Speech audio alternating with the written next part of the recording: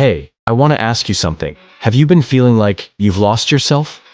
Like the version of you who used to laugh, who used to dream, who used to feel safe, is gone? If you've been through emotional abuse, especially in a relationship with a narcissist, I want you to know this. You're not crazy. You're not weak. And you're definitely not alone. You've been hurt in ways that are hard to explain. But today, I want to walk with you, step by step, toward something better. Not all at once, just one step at a time. And it starts here. Understanding what really happened before we can talk about self-care. We need to talk about what emotional abuse actually does to a person. Because this kind of abuse, it doesn't leave bruises on your skin. It leaves them on your heart, on your self-worth, on your reality. It makes you question yourself, constantly. It makes you feel like everything's your fault. It keeps you stuck in a loop of guilt, shame, and silence. Maybe you were gaslit, made to believe your feelings didn't matter. Maybe you walked on eggshells every single day. Or maybe you slowly stopped being you. Just take a breath for a moment. Everything you feel right now, the confusion, the anger, the sadness, it's valid. And now that we understand the damage, let's talk about why healing requires more than just time. What emotional abuse does to your mind. You see, emotional abuse doesn't just hurt your feelings. It actually rewires the way your brain functions.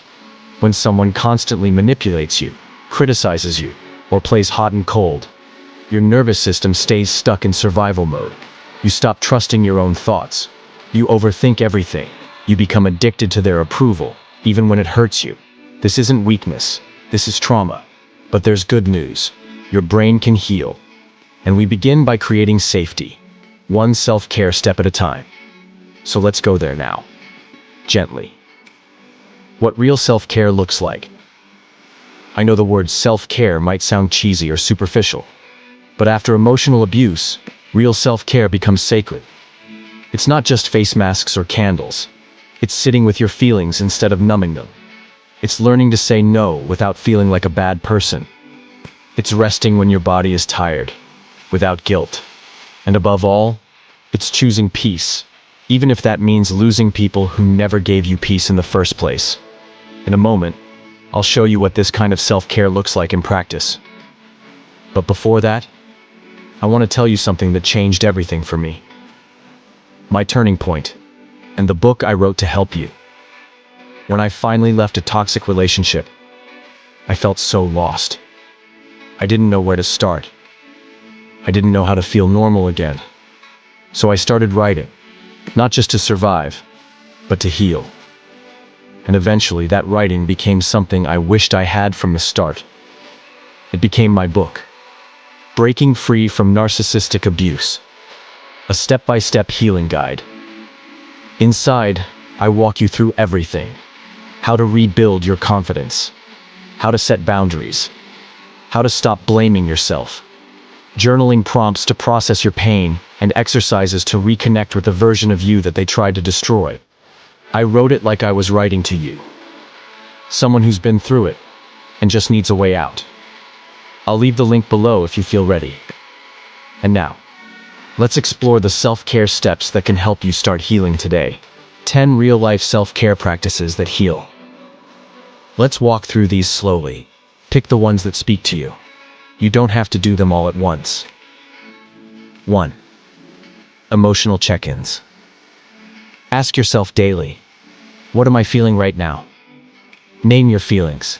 It helps your brain stop spinning in confusion. 2. Boundaries. Without apology. If someone drains you, it's okay to say no, even if they're family, even if they get angry. Your peace matters more. 3. Rest without earning it. You don't have to burn out to deserve a break. Rest is a right, not a reward.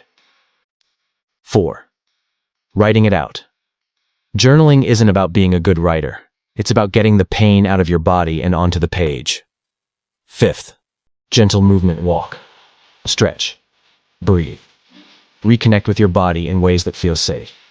6. Safe spaces only be around people who make you feel calm, not confused. 7. Speaking kindly to yourself.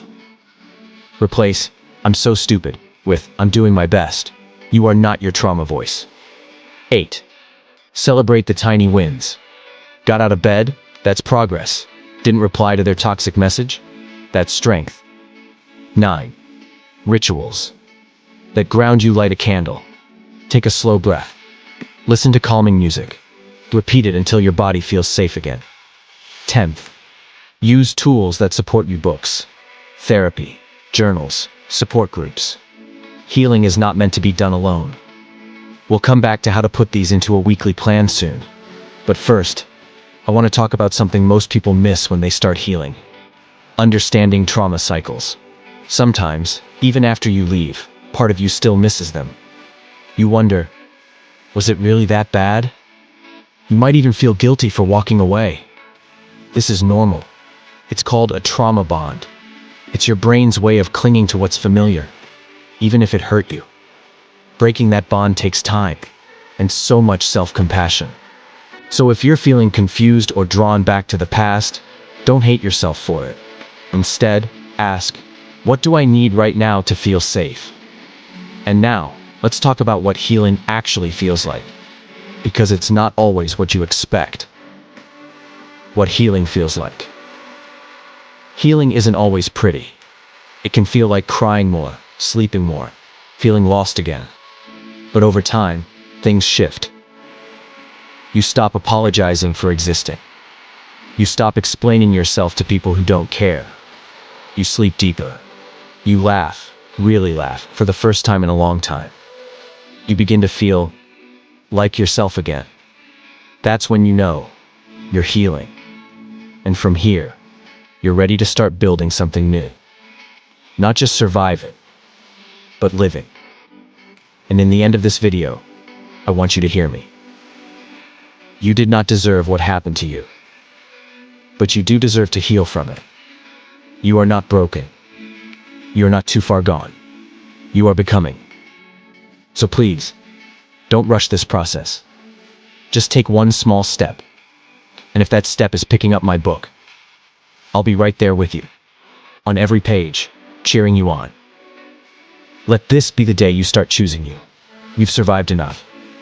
Now, it's time to heal. And in the end of this video, I want you to hear me. You did not deserve what happened to you, but you do deserve to heal from it. You are not broken. You are not too far gone. You are becoming. So please, don't rush this process. Just take one small step. And if that step is picking up my book, I'll be right there with you, on every page, cheering you on. Let this be the day you start choosing you. You've survived enough. Now, it's time to heal.